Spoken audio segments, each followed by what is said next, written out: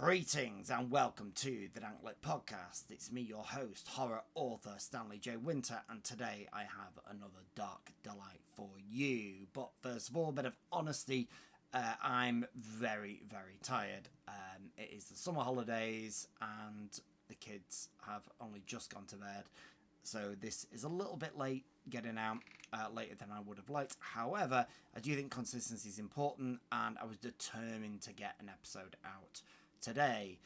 This is the 5th episode of the Danklit Podcast, and I think each time the sound has got a little bit better. I've got a new microphone now, I've got a new tripod now, so I'm hoping the sound is going to be even better on this video. I'm hoping things are going to get a little bit better each time.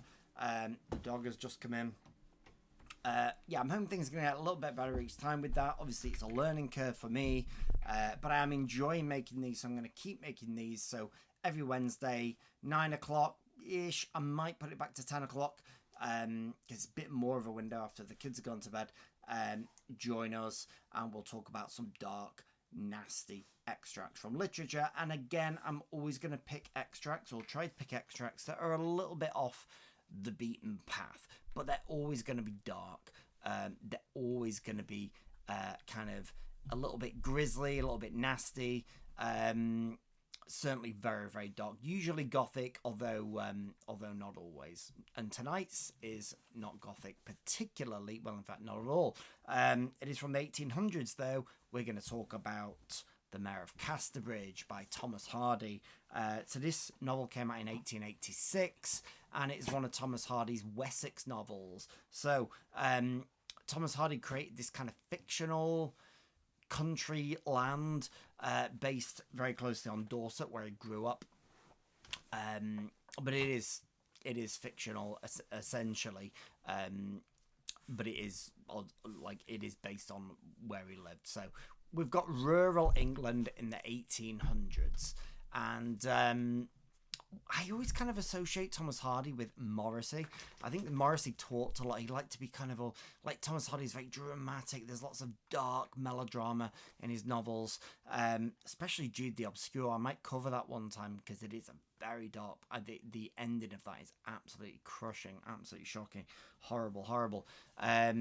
Today's is typically, like, it's very much a tragedy, and it very much deals with the idea of someone's character being their fate, as lots of other critics have explored. We basically have a character who falls hard and keeps falling hard because of who they are, because of their nature. Okay, so this is a character, Henchard, the protagonist of the novel. Now, we've all made some pretty bad mistakes, bad judgments, I would wager, when we've been pissed, okay?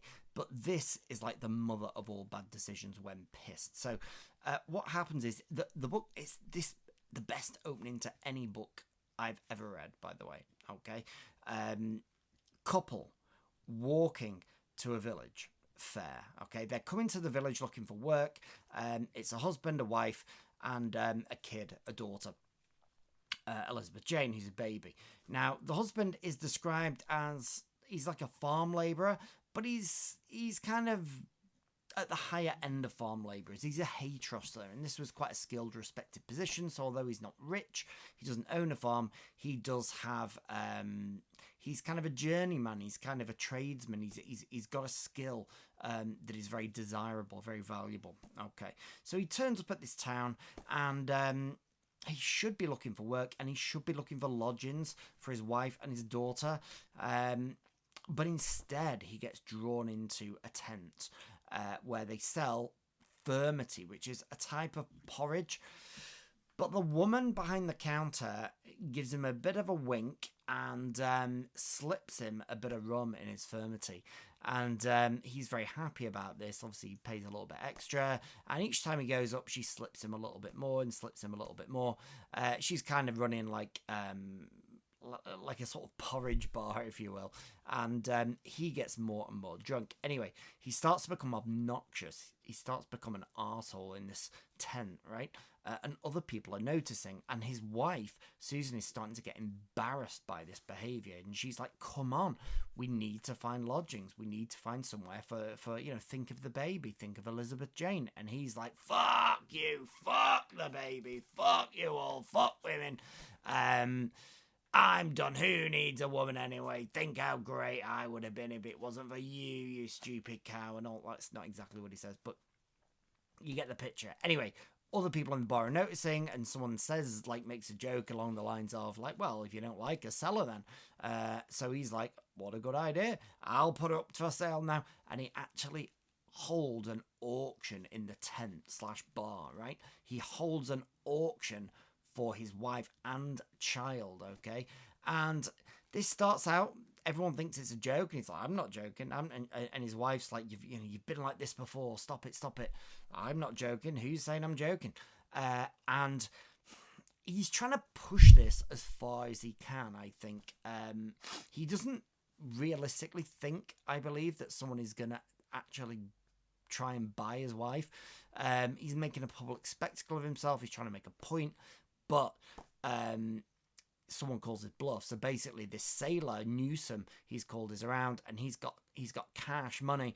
He pops his head in the tent and's like, "Yeah, I'll take wife. She looks okay." And Henchard's like, "All right, fine, yeah, whatever." Gets the money. Wife fucks off with the baby, and Henchard wakes up and the tent has gone, the people have gone, but most importantly, his wife and child have gone, and he has obviously a hangover, and he's like, fuck, I have sold my wife and child, and he vows never to drink again, and he doesn't do for at least 20 years, which is when the novel skips to 20 years later. And poor Susan, and Elizabeth Jane.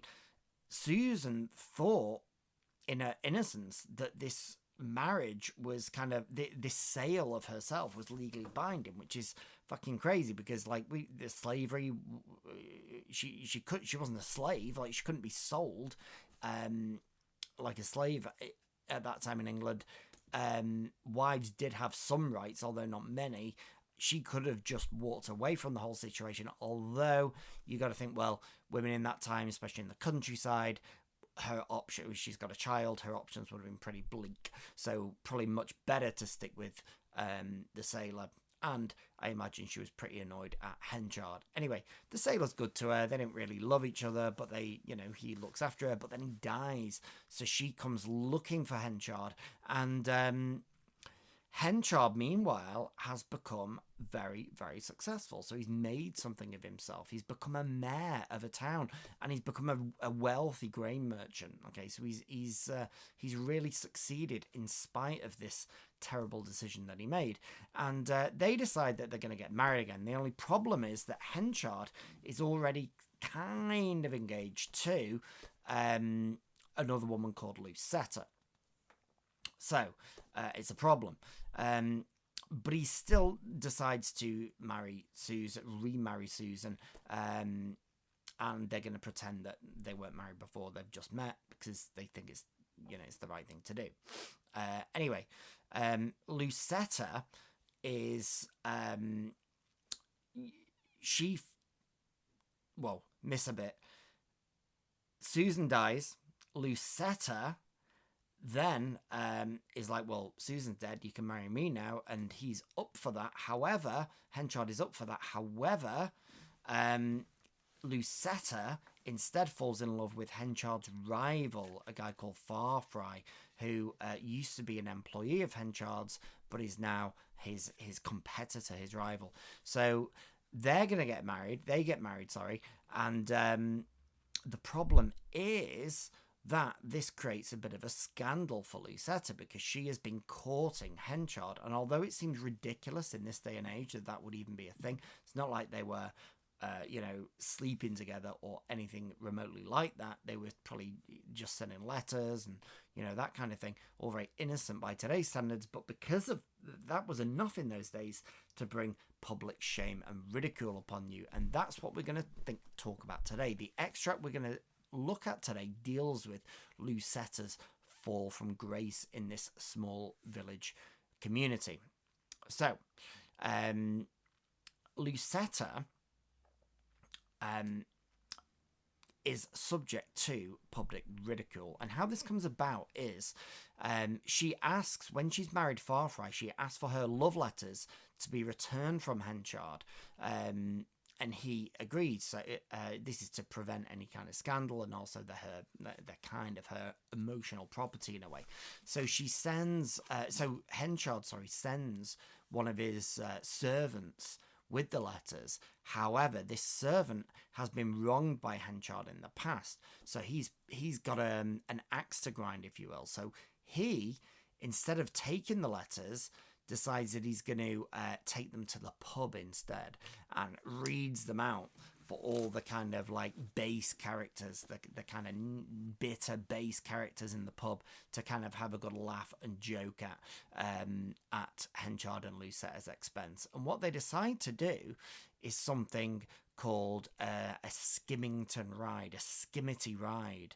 Now, this is quite an interesting thing. So, a Skimmity Ride was also known as a chivalry. It is a European and North American tradition, and it comes from a Latin word, caribarium, which means rattling kitchenware with an iron rod. It's also described as another word for it is riding the stang, a stang being like a sort of trident thing, and I'll explain why in a second. It's also referred to as rough music. So what would happen with a chivalry is there would be like a mock procession, and the point of the procession, usually at night, was to make as much noise and din and cacophonous racket as possible, to bring attention in a negative way upon this procession. And the procession would take one of three forms. The most violent of these was where they would grab the person who transgressed in some way against the community and physically march or drag them through the streets to be pelted with fruit, roughly treated, ridiculed, and maybe dunked in water or something worse at the end. Another, probably less, slightly milder form of it was they would get an actor, like someone would pretend to be the transgressor, and they would march through instead, and people would kind of pelt them and laugh at them instead. Or, as in this book, they would use effigies of sort of caricature effigies of the people, but it would be obvious who they're referring to, usually by their clothing, but also because these were often small communities and everyone knew each other. So this book refers to the third example of that, and again, it was about making as much noise as possible, drawing as much attention to this as possible to kind of make a point. Now, what would be a transgressor? Well, obviously, in Lucetta's case, she has dared to exchange in romantic letters with another man prior to becoming married. But it could be things like adulterers. People didn't tend to like older men who married younger women or girls. People also, bizarrely, didn't tend to like men who were kind of henpecked or dominated in some way by their wives. So quite cruelly, you would get a man who a man would face public ridicule in this way if his wife beat him and he didn't stand up for himself. So not only is the poor man getting like physically abused or, you know, emotionally abused at home, but he also faces public ridicule for this as well. So this just goes to show, I think, that when we're dealing with subjects like transgression, it can be tricky because often moral codes change throughout history and even laws change throughout history. So whilst I'm sure the community in this book felt very vindicated in doing what they did to Lucetta, we might, we obviously would find it ridiculous. By the way, another example of this, perhaps done in an even darker way is with in Game of Thrones, where Cersei, of course, is marched through the streets by. She's a powerful figure, but she's brought to heel by this religious order, and people are like shame, shame, shame, as she does it. So again, what we see here, I guess, is the kind of the negative side of community. People always talk about community nowadays in a positive sense, but community has a dark side to it, an exclusionary side to it, and it can be cruel. It can be cruel, and in this book in particular, we see a community being cruel, and the results are it's not just a joke. The results are very, very nasty, because Lucetta is pregnant with child. Now, at this point in the book, her husband, Farfrae, new husband, they're happy newlyweds, he's gone away to deal with something. So she's on her own in the house. Now, the servants have kind of set this up in a way so that Farfrae is not around. They know that this is going to happen, and because obviously they move in the same circles as the people who are organising it. Maybe they helped organise it themselves. Farfrae, though, they are loyal to, and they don't want him to be present for this ridicule. However, they do think that Lucetta kind of deserves it, so she should stick around and see this. They don't protect her from it. Okay, so Lucetta is in the house with the servants. She also is there with Elizabeth Jane, who has been employed by Lucetta. So she, remember, is the daughter of Henchard. At least that's what we think. Turns out it's Newsom, the sailor's daughter. But for all intents and purposes, it's Henchard's daughter, and she is living with Lucetta as kind of like a helper in a way. Okay, so they're there, and she also learns about this. Elizabeth Jane also learns about this kind of nasty procession. Okay, so she tries to encourage Lucetta to close the curtains, stay away from the window, but Lucetta is curious and intrigued, and she fears that this could be about her. So she kind of won't close the curtains. She's up at the window, wants to know what's going on and who they're trying to mock, basically. Okay. Now, it's also worth saying as well that critics usually are not that... Like, Lucetta is not perhaps the most sympathetic character in some ways. Obviously, we sympathise with her in this instance. However, she is seen as a little bit flighty. She is very honest in her emotions and her romance, but we can see why at the time readers, I think they would have sympathised with her in this, but she's not like a heroine, particularly in other aspects of the book. Anyway, we're going to get onto the extract. So this occurs quite near the end of the book. This is chapter 39, and it was about 8 o'clock, and Lucetta was sitting in the drawing room alone. Night had set in for more than half an hour, but she had not had the candles lighted. For when Farfrae, that's her husband, was away, she preferred waiting for him by the firelight, and, if it were not too cold, keeping one of the window sashes a little open, that the sound of his wheels might reach her ears early. She was leaning back in the chair, in a more hopeful mood than she had enjoyed since her marriage. The day had been such a success, and the temporary uneasiness which Henchard's show of effrontery had wrought in her disappeared with the quiet disappearance of Henchard himself under her husband's reproof. So Henchard is out the way, things are getting better, their marriage is starting to look good.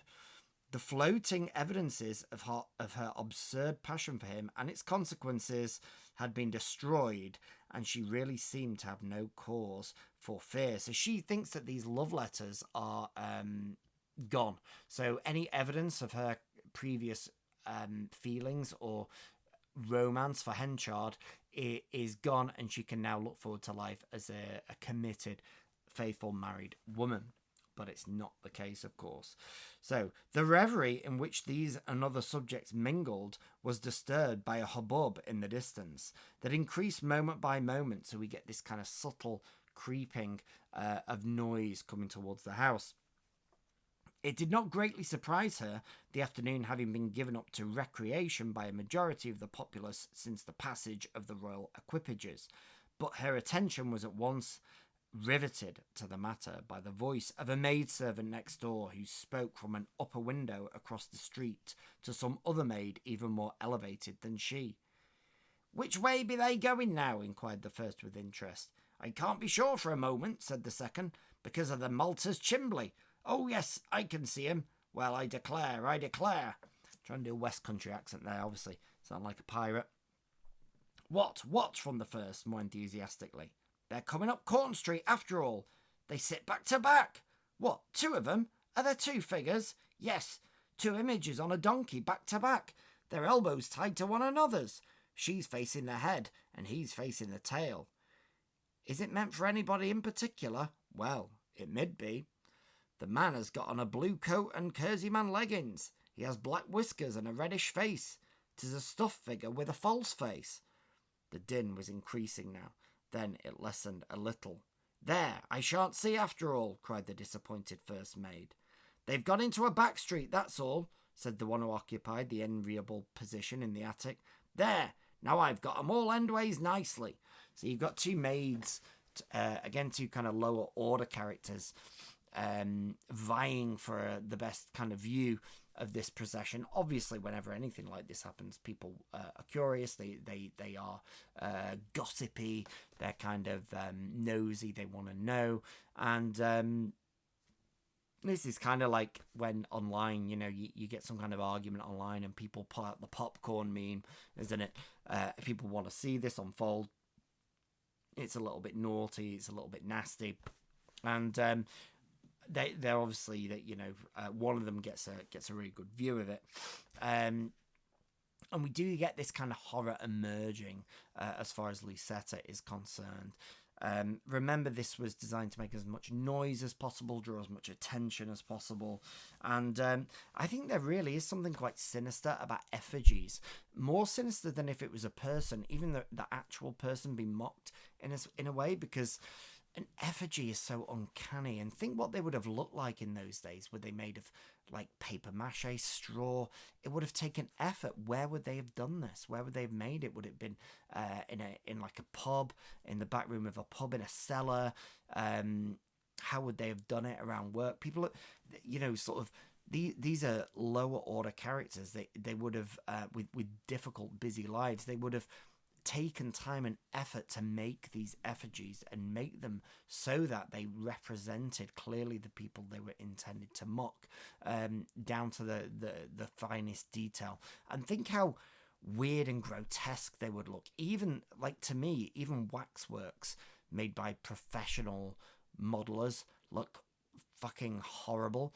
So imagine, especially in the moonlight, a kind of how horrific these effigies would look. Maybe they're stuffed with straw, just kind of out of shape, misshapen, ghostly effigies. Now, later on in the book, I'm not going to cover this, but there is a really horrible bit where Henchard is about to throw himself off a bridge, and he actually sees down below in the river his effigy, and he recognizes himself. It's that good, and he thinks, fuck, this is really freaky. I'm about to kill myself, and like I'm already in the water, my face is looking up at me, and it actually makes him decide not to do it.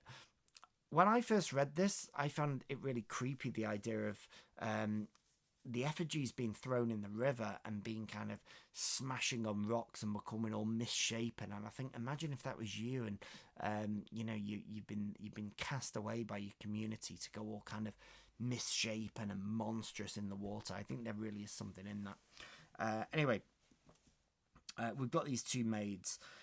"What's the woman like? Just say, and I can tell in a moment if 'tis meant for one I've in mind." So they kind of know at this point who it's good. Like, they know the gossip. They know what's going on in the village. They probably know who it's all about.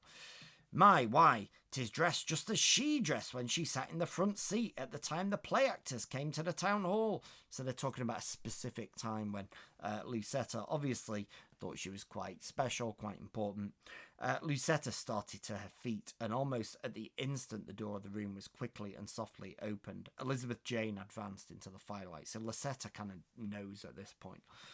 I've come to see you, she said breathlessly. I did not stop to knock. Forgive me. I see you have not shut your shutters, and the window is open. So Elizabeth Jane's like, might want to shut the curtains. Without waiting for Lucetta's reply, she crossed quickly to the window and pulled out one of the shutters.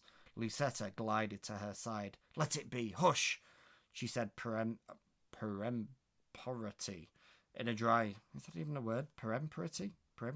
In a dry voice, while she seized Elizabeth Jane by the hand and held up her finger. Their intercourse had been so low and hurried that not a word had been lost of the conversation without, which had thus proceeded. Her neck is uncovered, and her hair in bands, and her back comb in place. She's got on her puce silk and white stockings and coloured shoes. Again, Elizabeth Jane attempted to close the window, but Lucetta held her by main force. Where the fuck did they get all these clothes from? I guess, maybe it was painted paper mache or something, but I mean, it's not like they could just get the charity shop or Primark and get a load of cheap stuff. "'Tis me," she said. So this is Lucetta. She's like, fuck, it's me. Yeah, it is. With a face pale as death, a procession, a scandal, an effigy of me and him. The look of Elizabeth betrayed that the latter knew it already. Let us shut it out, coaxed Elizabeth Jane, noting that the rigid wildness of Lucetta's features was growing yet more rigid and wild with the meaning of the noise and laughter. Let us shut it out. It is of no use, she shrieked. He will see it, won't he? Donald will see it. So that's Farfrae, her husband. She doesn't want him to see it because obviously would be very shameful for him. He's just coming home and it will break his heart. He will never love me anymore. And oh, it will kill me, kill me. Elizabeth Jane was frantic now. Oh, can't something be done to stop it, she cried. Is there nobody to do it? Not one. We do see later the police being completely useless with this. They're actually hiding down an alley because they're scared of the mob, and they've actually hidden their truncheons so that they can't be used against them. Absolute cowards. And you see who kind of really rules the roost in this community. We have a kind of mob justice here. She relinquished Lucetta's hands and ran to the door. Lucetta herself, saying recklessly, I will see it, turned to the window, so she's determined to face this head on, and fair play to her. Threw up the sash and went out upon the balcony. Elizabeth immediately followed and put her arm round her to pull her in. Lucetta's eyes were straight upon the spectacle of the uncanny revel, now dancing rapidly. So she sees it. This kind of devilish, almost satanic parade right before her eyes, mocking her, looking right at her, and relishing the torment that it's causing. These are like trolls of the worst fucking kind. But in real life, on your doorstep, much more threatening, much more intimidating, especially when you consider that,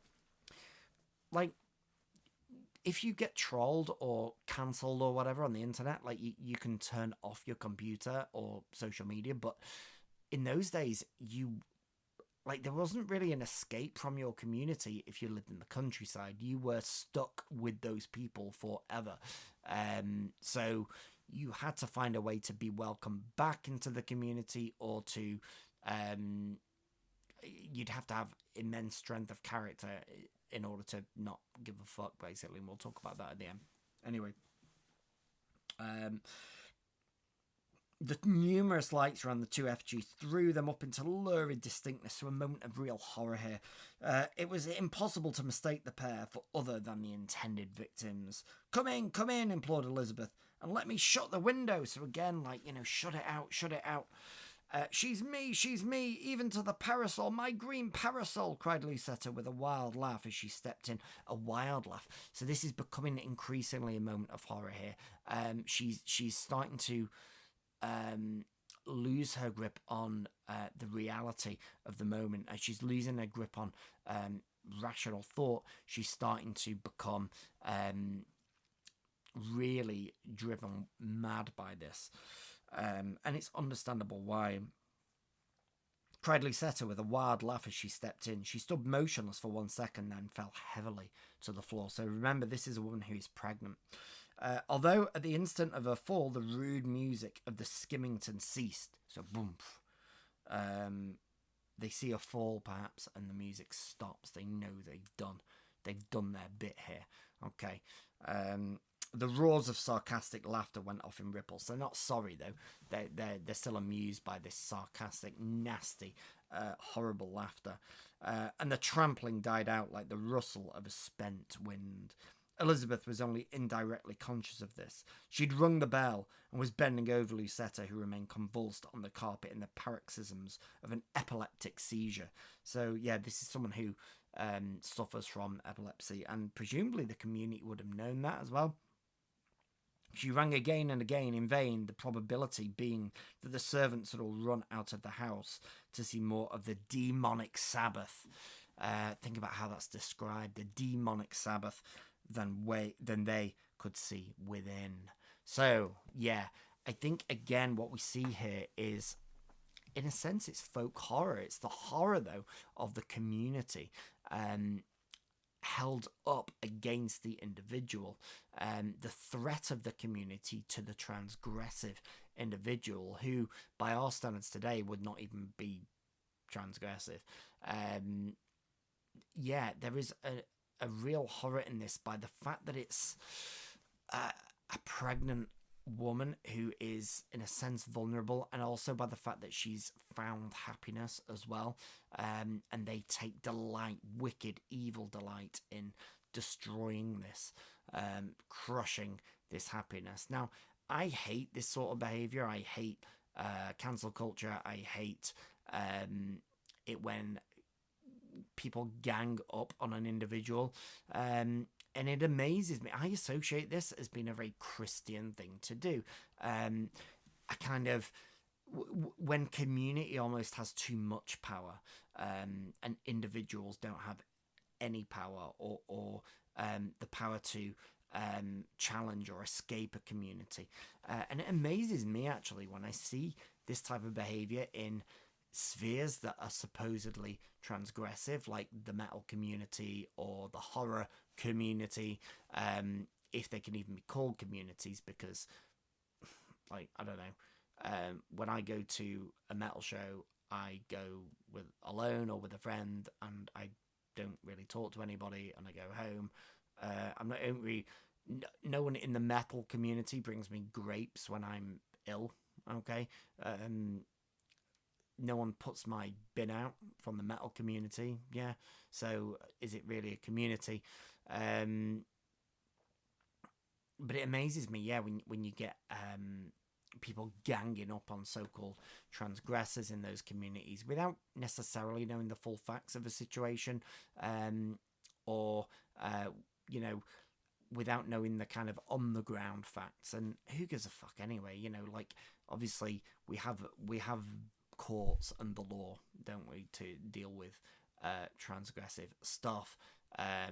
So I say let them get on with their jobs. Anyway, what I wanted to think about just at the end of the video is what could Lucetta have done? How could an individual kind of arm themselves against the mob, against a community turned wicked or sour?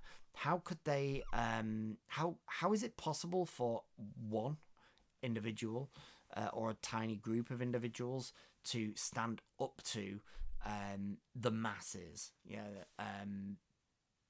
broader society, a mob, or a community that has turned on them? And I think there's a few ways that this could happen. One way is to think about, one way is to be supernatural, I guess. So if you think of Dracula, for instance, no one's fucking with Dracula. The community are well aware that he's a transgressor. They're well aware that he kills babies, does the most terrible, horrific stuff. But no one's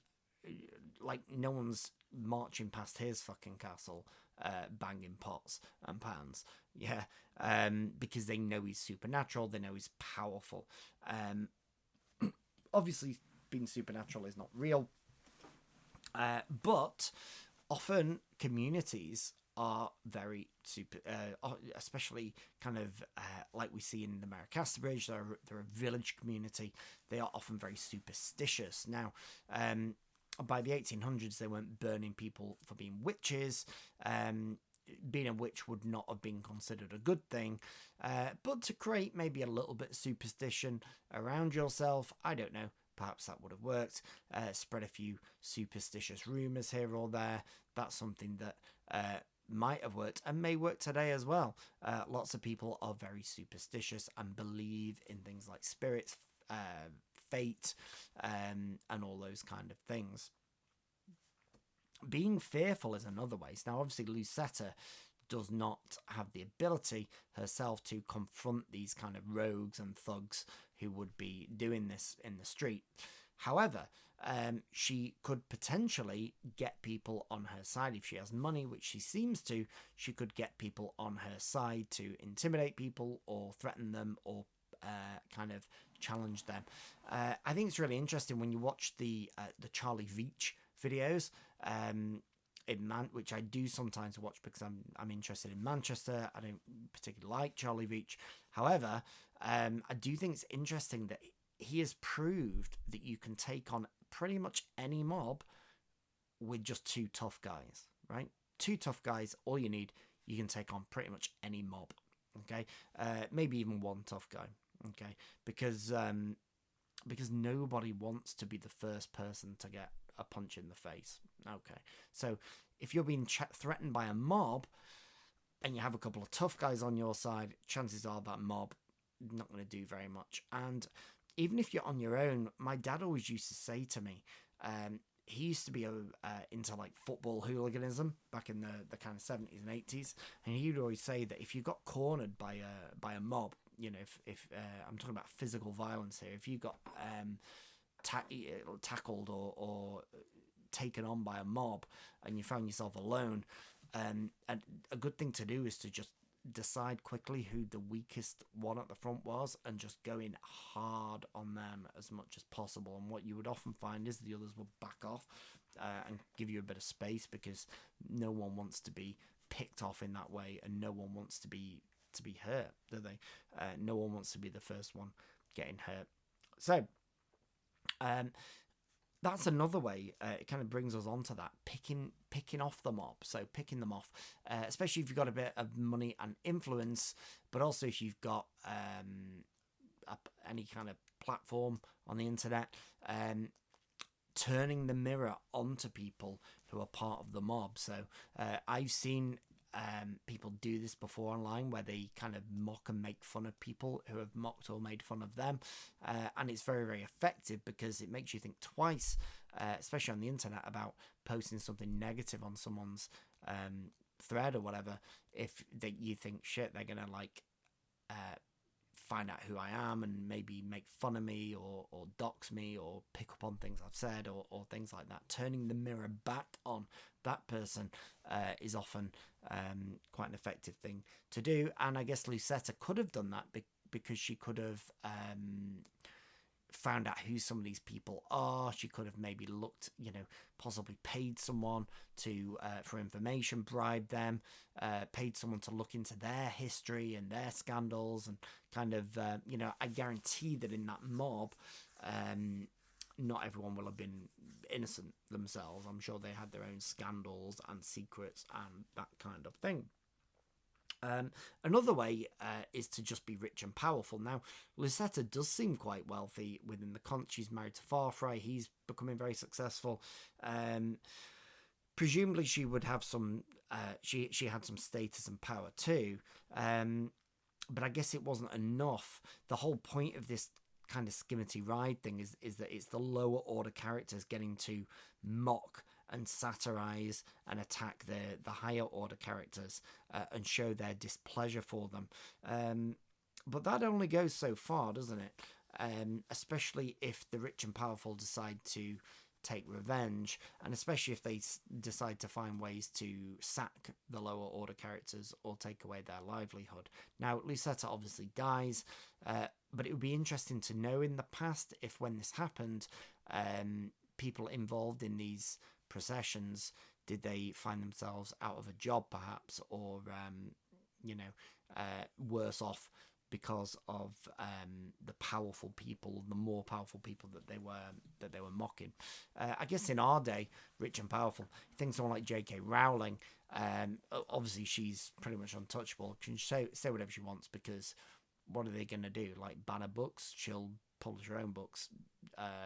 She'll probably put out her own films. She's that rich. So what the fuck are you going to do? It also makes me think of the first book I covered on this series, which was story, M.R. James, Casting of the Runes, where we had the Abbot of Lufford, who is a transgressor. He's terrified all the kids in the village, and the dads are pissed, and they really are after his blood, and they want to smash all his windows, but he has high fences and nasty servants, and none of them can get him. So that brings us on to another way that you can kind of ride out the storm, in a way of